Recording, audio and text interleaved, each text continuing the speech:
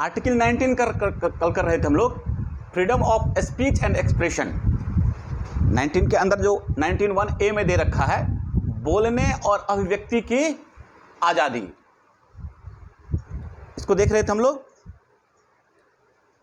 बोलने और अभिव्यक्ति का जो भी माध्यम है, हमारा टीवी है, हमारा न्यूज़पेपर है, जिस कार्टून बनाते हैं हम लोग, उन सब की जो है, उन सब इसके वो सब जो है हमारा एक्ट जो है, इस सब के अंदर कवर होता है हमारा freedom of speech and expression के अंदर। आवाज़ म्यूट कर लीजिएगा, अंशु डिस्टर्ब हो रहे हैं।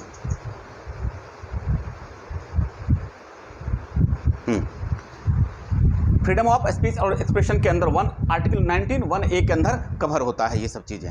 अब इन सब चीज़ों पे जो है हमारा बहुत सारा केस स्टडी है, आप सबको थोड़ा सा केस स्टडी करना पड़ेगा इस पे, कहाँ कहाँ किस किस केस में क्या क्या जजमेंट आया था, इसको लेके वो हम लोग देखेंगे।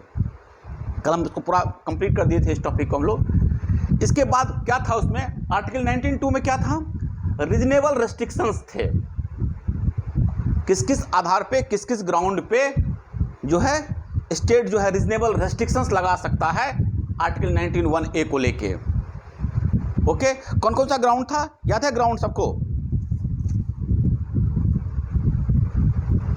सबसे पहला ग्राउंड था आपका, किस आधार पे लगा सकता है स्टेट कोई रेस्ट्रिक्शंस, आर्टिकल 19(1)(a) को रेस्ट्रिक्ट कर सकता है, बोलने पर आज़ादी, आपको रोक लगा सकता है, अभिव्यक्ति पर रोक लगा सकता है, क्या आप ऐसा बोलेंगे?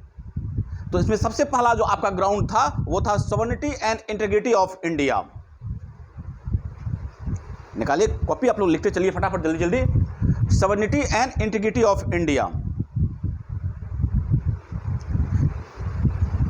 इसको 16वां अमेंडमेंट जो हुआ था, 16वां संविधान संशोधन 1963 1963, 16th कॉन्स्टिट्यूशन अमेंडमेंट 1963 1963 में इसको क्या किया गया था, जोड़ा गया था। क्या लिखा गया इस पे? लिखा गया state can make law to curtail freedom of speech and expression on the ground of any act which tends to breach sovereignty and integrity of India. कि स्टेट जो है वह ऐसे किसी चीज पर जो भारत की संप्रभुता, देश की संप्रभुता और अखंडता को कर्टेल करता हो, ठीक है ना, उसके लिए खतरा हो, उसको तोड़ता हो, ठीक है ना, उसको क्या होगा, उस पर स्टेट जो है रेस्ट्रिक्शंस लगा सकता है। क्लियर? ये क्लियर हो गया? तो आप लोगों के लिए इसमें याद करने की चीज़ क्या है? याद करने की चीज़ है 1963 में इसको जो है क्या किया गया था, जोड़ा गया था इस ग्राउंड को, पहला ग्राउंड। दूसरा ग्राउंड क्या है हमारा, security of state and public order. Security of state, देश की सुरक्षा, राज्य की सुरक्षा या फिर पब्लिक ऑर्डर में लोक शांति को बनाए रखने के लिए अगर स्टेट चाहे तो फिर उस वहां भी क्या कर सकता है, रीजनेबल रेस्ट्रिक्शंस लगा सकता है। रीजनेबल रेस्ट्रिक्शंस वहां पे जो है इंपोज किया जा सकता है बाय स्टेट। एक केस है, केस का नाम लिखते चलिए फटाफट जल्दी जल्दी आप लोग। Romesh Thapar versus state of Madras. Romesh Thapar, Romesh Thapar versus state of Madras, versus state of Madras 1950 का।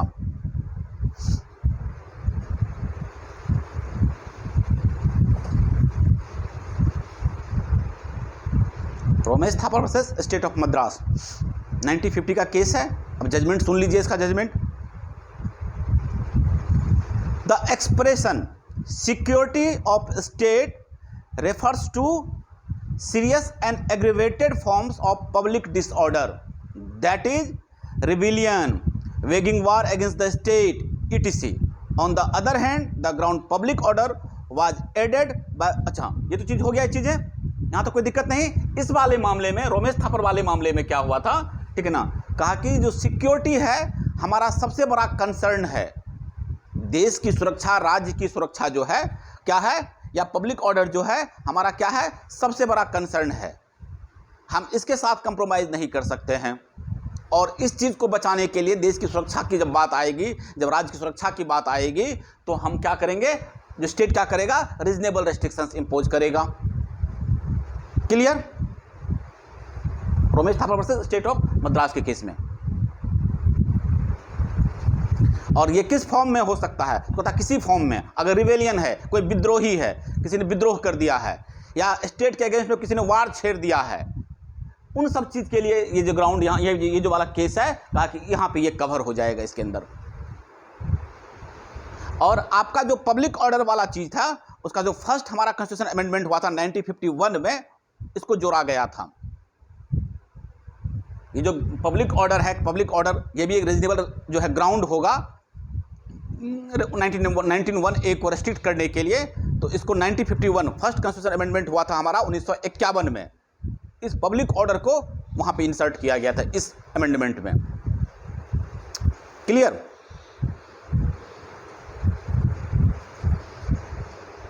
बोलते चलिएगा। क्लियर?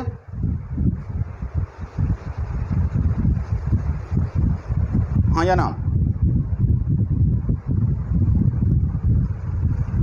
और केस लिख लीजिए इस पर, कानून विश्वास वर्सेस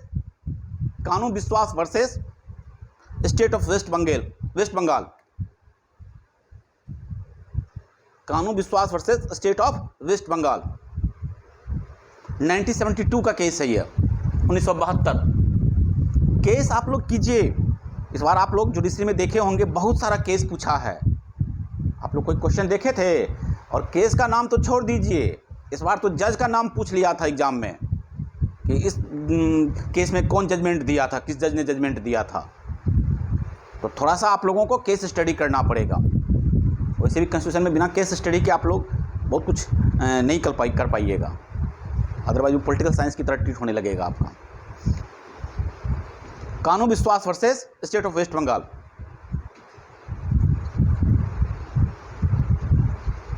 इसमें क्या कहा गया, अभी हम लोग पब्लिक ऑर्डर के बारे में बात कर रहे थे, इस वाले मामले में कहा गया public order is something more than ordinary maintenance of law and order.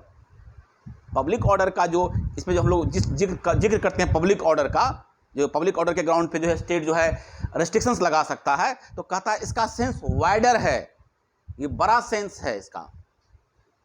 किस चीज़ से बड़ा सेंस है, तो हम लोग जो सीआरपीसी में अभी हाल फिलहाल में हम लोग पढ़ रहे हैं maintenance of law and order, कहा कि लॉ एंड ऑर्डर को जो मेंटेन की बात कर रहे हैं उससे बड़ा सेंस है इससे, उससे आप इसको व्यापक तौर पे देखेंगे पब्लिक ऑर्डर को।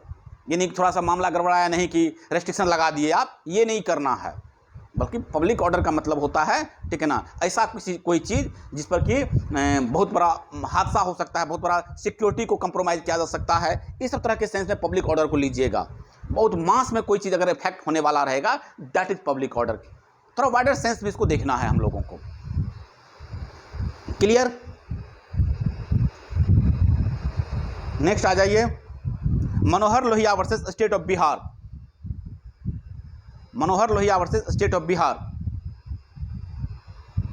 ये 1966 का केस है। एक मिनट रुकिएगा जरा, 1966, एक मिनट वेट कीजिएगा।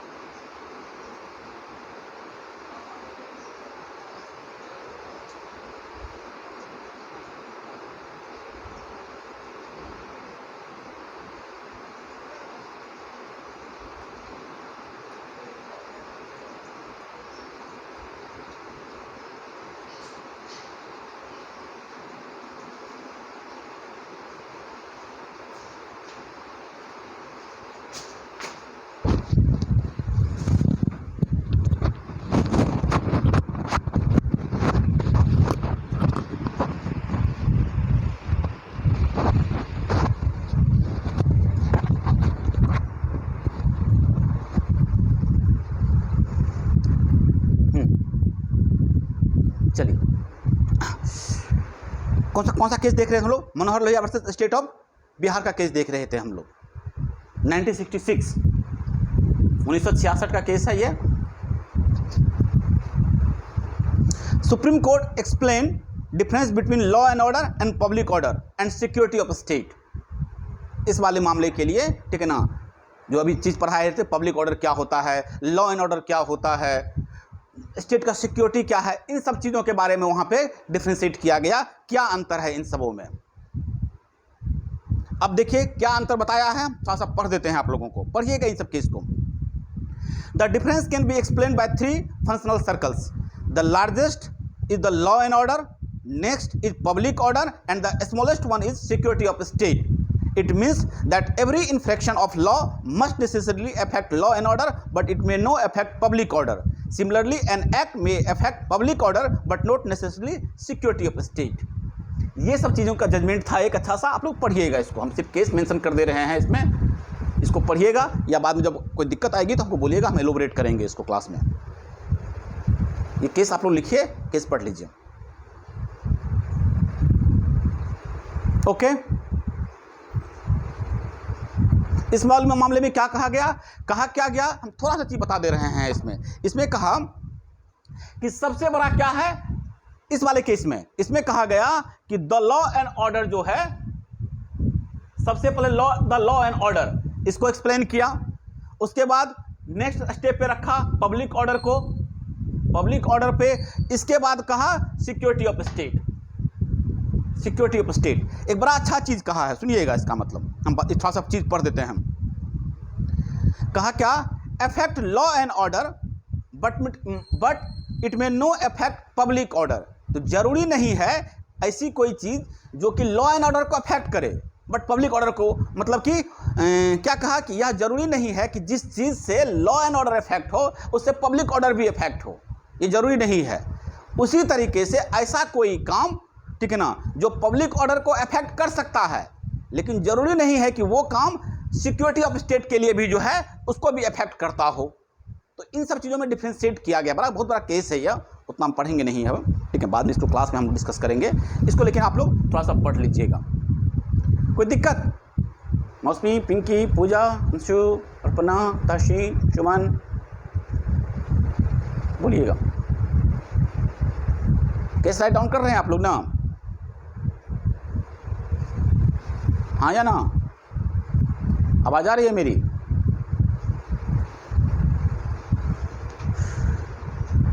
केस स्टडी वो केस आप लोग राइट डाउन कर रहे हैं ना? हाँ, चलिए। तो ये सब इस तरह का बहुत सारा केस है, ठीक है ना, जो आप लोगों को करना है। अब हम आज से बोले थे, आज सिर्फ आप लोगों को केस करवाएंगे, आप लोग केस केवल देखिएगा इसमें। आप हम लोग उसमें बात किए थे आर्टिकल 19(1)(a) में, इस तरह से, आवाज म्यूट कर लीजिएगा, रीजनेबल रेस्ट्रिक्शंस की हम लोग बात कर रहे थे, उन पर भी हर एक ग्राउंड पे कुछ ना कुछ केस है, ये आप लोग को देखना है।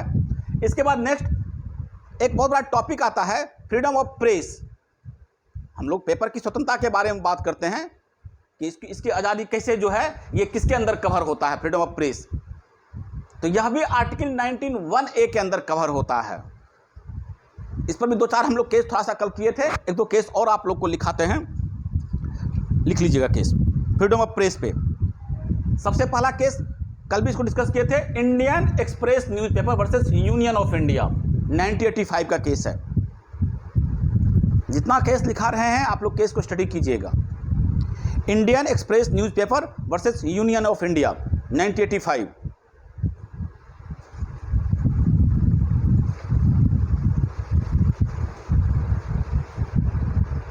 दूसरा इसके अंदर केस है, बड़ा अच्छा केस यह भी, Lowell versus Griffin, Lowell versus Griffin, ये 1938 का यूएस का केस है यह।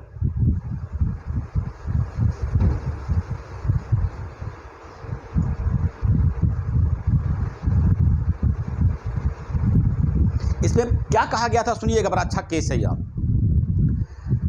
Freedom of the press is not confined to newspapers and periodicals, but it includes also pamphlet and circulars and every sort of publication which afford a vehicles of information and opinion। कहा कि freedom of press का जो है simple ये मतलब नहीं होता है कि पेपर छप रहा है, न्यूज़पेपर छप रहा है या किसी तरह का पीरियडिकल छाप रहे हैं।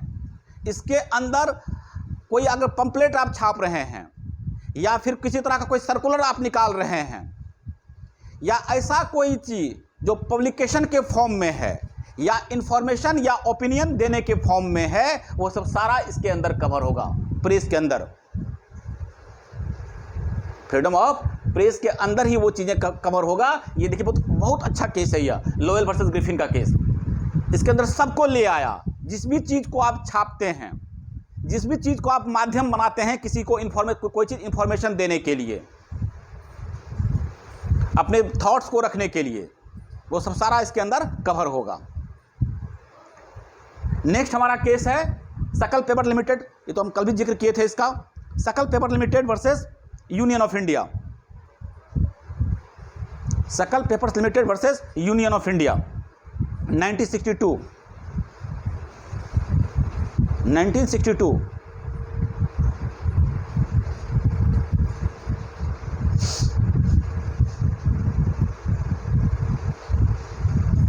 सकल papers limited versus union of India, AIR 1962।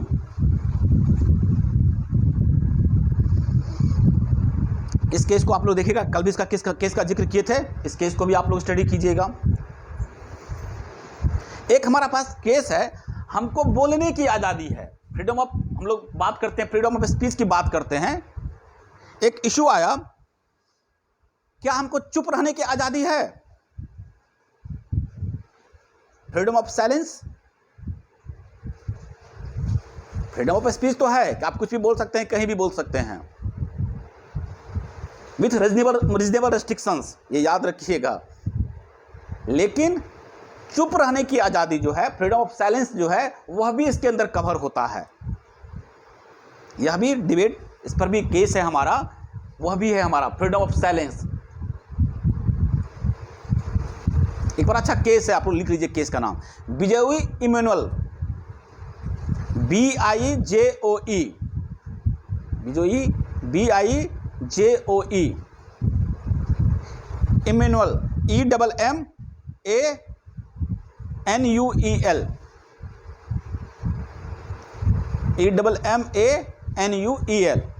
Versus state of Kerala. ये बहुत लीडिंग केस है। इस केस को आप लोग जो है याद रखिएगा। इसको हम, एक बड़ा अच्छा नाम है इस केस का, उस केस को हम लोग बोलते हैं national anthem case. National anthem case, लिख लीजिए इस चीज को, MCQ में पूछेगा ये आप लोग को। नेशनल एंथम केस 1986 का।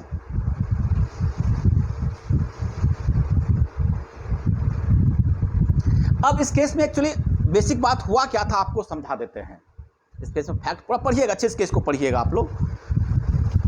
जब कॉलेज में या स्कूल में राष्ट्रीय गीत बजता है, राष्ट्रीय गान बजता है, ठीक है, जनगणमन होता है या वंदे मातरम होता है, जो भी होता है, नेशनल एंथम जब बजता है, तो अब उस वक्त क्या हमको नेशनल एंथम गाना जो है वह कंपलसरी है क्या? जब नेशनल एंथम कोई गा रहा हो, ठीक है ना, हम लोग जब झंडा तोलन करते हैं, जब झंडा फहरा रहे होते हैं, उस वक्त हम लोग नेशनल एंथम करते हैं। स्कूल में होता है, कॉलेज में होता है, आप लोग सुने भी हैं। तो क्या उस वक्त अगर हम चुप रहते हैं, नहीं गाते हैं, तो क्या, ठीक है ना, यह गलत है कि सही है? जरा बताइए आप लोग।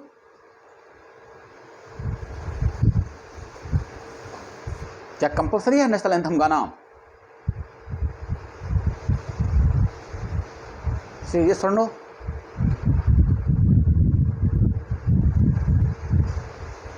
बताइए, राय दीजिए अपनी अपनी।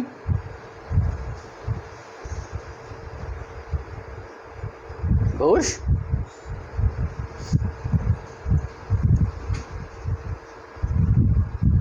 अब यही केस हुआ था।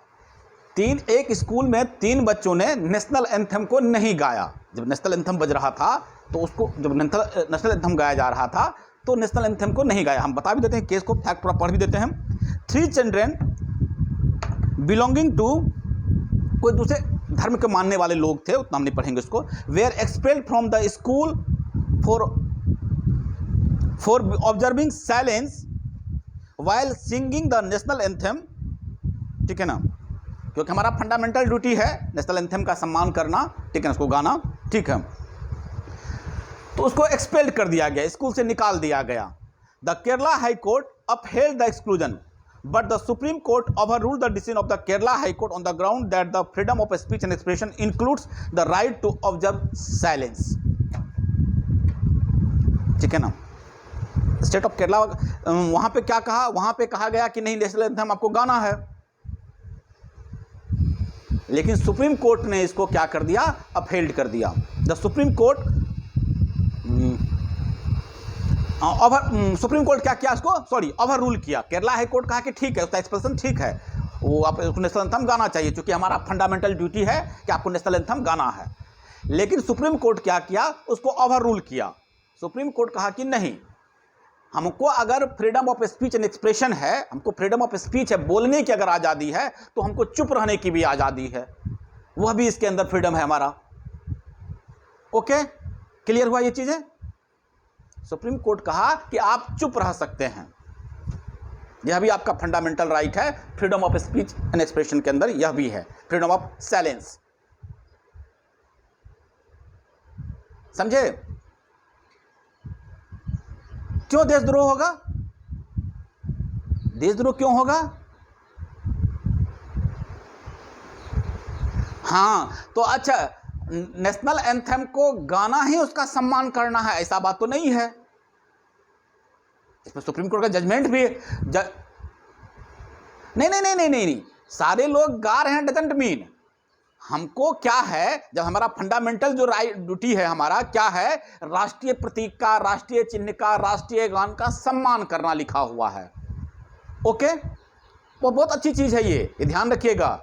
आप लोग को एक केस है, स्लिप कर रहा है, वहाँ पे जब वो फिल्म में वो कोई भी फिल्म शुरू होती थी तो राष्ट्रीय गान बजता था, तो सारे लोग खड़े होते थे। उसमें से कोई एक खड़ा नहीं हुआ, वो चला गया कोर्ट में इस बात को लेके, तो एक मामला आया था इस तरह का कुछ भी। तो सिंपल सा चीज क्या है, सम्मान के लिए हमको अगर सम्मान देना है तो हम अगर उस वक्त खड़े भी हो जाते हैं तो यह भी उसके अंदर है, यह भी सम्मान के अंदर ही आता है। सम्मान करने के तरीके अलग अलग होते हैं, उसको गाना ही सम्मान करना नहीं है, यह कोई देशद्रोह नहीं है। जब तक ऐसा सोचिएगा कोई राष्ट्रगान गा रहा है तभी सम्मान कर रहा है, ऐसा नहीं है। हम उसके सम्मान में खड़े हो जाते हैं, यह भी हमारा सम्मान करना हुआ। इसमें जजमेंट है, हम केस वो देख कर ढूंढ के लाएंगे इस केस को। दिमाग से स्लिप कर गया अभी वो केस मेरे, जो दूसरे तब दिमाग था मेरा, तो वो भी इसके अंदर कवर है। ठीक है अंशु? हाँ, अपमान नहीं करना है, ऐसा कोई एक्ट नहीं करना है, ऐसे किसी चीज़ को आप उस वक्त इंडिकेट नहीं कर सकते जो लगे कि आपने उसका अपमान किया है, क्योंकि सम्मान का दायरा बहुत बड़ा है। ठीक है, इसमें बड़ा अच्छा इस केस है ये जो भी हम लोग कर रहे थे, जिसमें जस्टिस का नाम है चिन्नप्पा रेड्डी, जस्टिस चिन्नप्पा रेड्डी।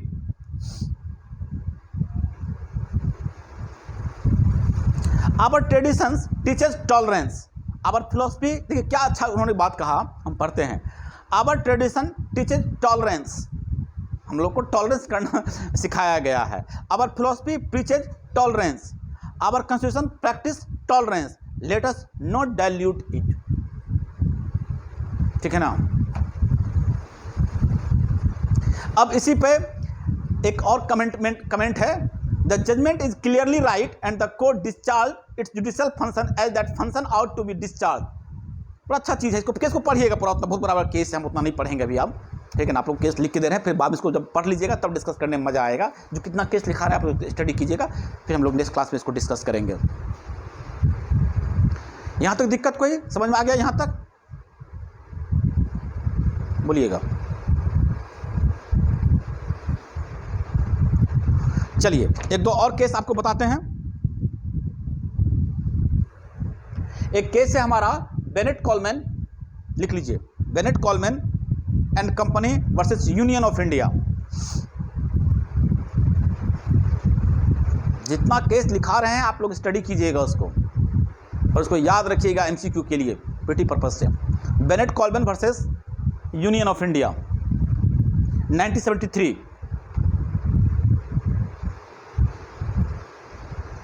इसमें जो है पेपर की कीमत तय कर दी गई थी और कितना पेज का आप छापेंगे यह बताया गया था। सुप्रीम कोर्ट इसको कहा कि नहीं, यह जो है फंडामेंटल राइट, इसके अंदर जो है फंडामेंटल राइट का यह हनन है, वायलेशन है। आर्टिकल 19(1)(a) का क्या है, ये वायलेशन है।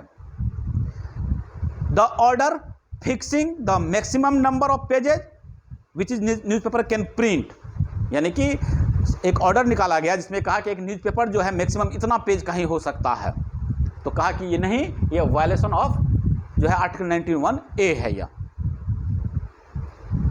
ठीक है।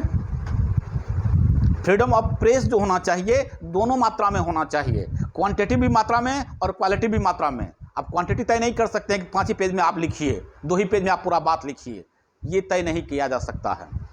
वो क्वांटिटी मात्रा में भी इसको फ्रीडम होनी चाहिए और क्वालिटी मात्रा में भी उसको जो है होना चाहिए, दोनों चीज़ें में। क्लियर? एक्सप्रेस न्यूज़पेपर तो बता ही दिए हैं। एक ये केस है हमारा, एक अच्छा सा केस है वो लिख लीजिए आप लोग, Devidas Ramchandra versus state of Maharashtra. Devidas Ramchandra versus state of Maharashtra.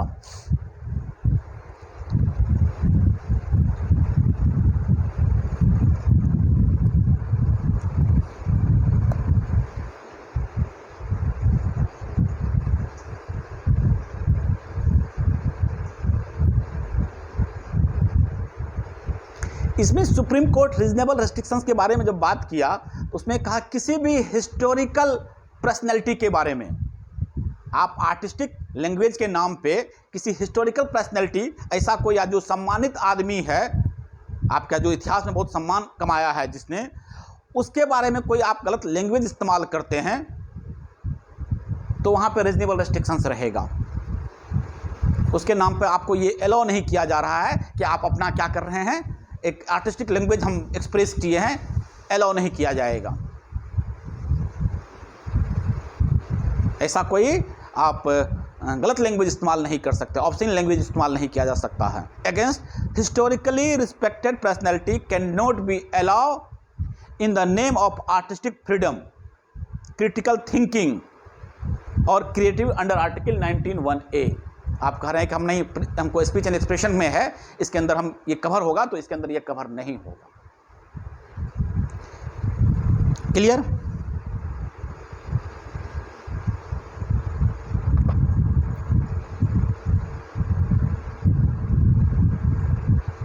बस इतना ही केस है आपको इसके अंदर। इस केस को आप लोग देखिएगा, फिर हम लोग जो है आगे डिस्कस करेंगे। बहुत अच्छा लीडिंग केस है। इस पर एक दो और जो नया जजमेंट है आप लोग उसको ढूंढिएगा, नए जजमेंट को रिसर्च कीजिएगा। हम भी 1-2-4 नया जजमेंट आपको लिखवा देंगे जो बता भी रहे थे अभी। इसके बाद हम लोग क्या देखे थे, हम इसके अंदर हम लोग 6 तरह का मौलिक अधिकार है इस freedom of speech and expression के साथ। जो है आर्टिकल 19 में 6 तरह का अधिकार है। तो पहला 19(1)(a) में हमारा था स्पीच एंड एक्सप्रेशन। इसके बाद क्या है, आप असेंबल हो सकते हैं, असेंबली बना सकते हैं, पीसफुली असेंबल हो सकते हैं आप, यानी कि आप अनलॉफुल असेंबली नहीं कर सकते हैं। अनलॉफुल असेंबली जो है आईपीसी में हम लोग देखे थे कि वह पनिशेबल है, तो वहाँ पे इसको हम लोग आप लोग समझ ही गए थे वहाँ पे क्या करना है। इसका रेस्ट्रिक्शन भी बोल दिए थे। 1-2 केस इसमें भी बड़ा अच्छा सा केस सब है। एक railway board versus Niranjan Singh 1969 का केस है, असेंबली को लेके।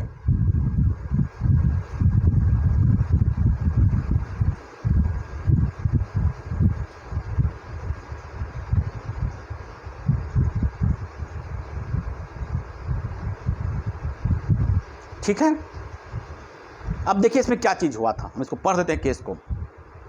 एक रेलवे इशू किया, एक रेलवे ने सर्कुलर इशू किया। Railway issue a circular putting ban on holding of meeting and assemble in the railway premises, कि रेलवे प्रीमिसेस के अंदर आप किसी भी तरह का मीटिंग नहीं कर सकते हैं। अब ध्यान समझिएगा इस चीज़ को। एक रेलवे बोर्ड है जहाँ पे था ये केस आपको है सुप्रीम कोर्ट का 1969 का मामला है।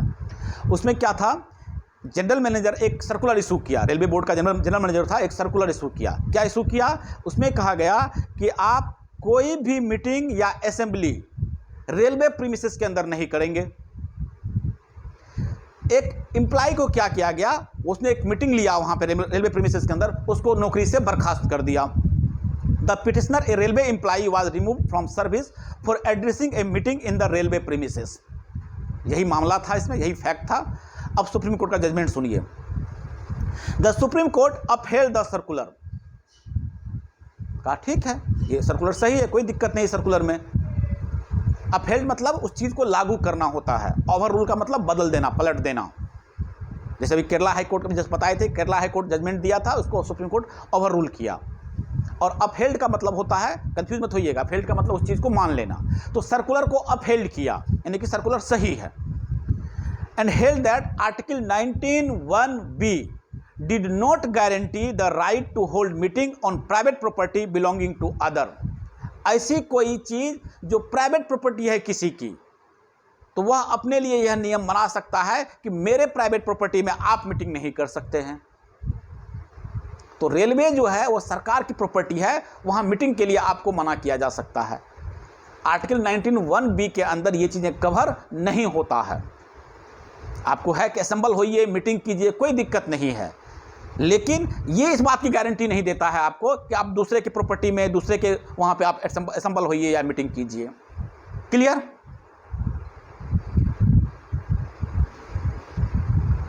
ओके।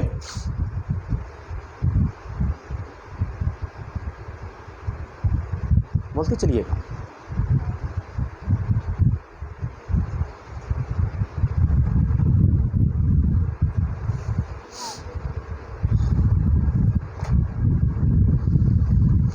अब तो और इसमें कुछ, तो ये सारा जो हम लोग कल किए थे इसको देख लीजिएगा। जहाँ जहाँ कुछ कुछ इंपॉर्टेंट और केसेस होंगे हम देखेंगे इसको आगे क्लास में। बाकी हमारा आर्टिकल 19 जो है उसमें कोई प्रॉब्लम किसी को?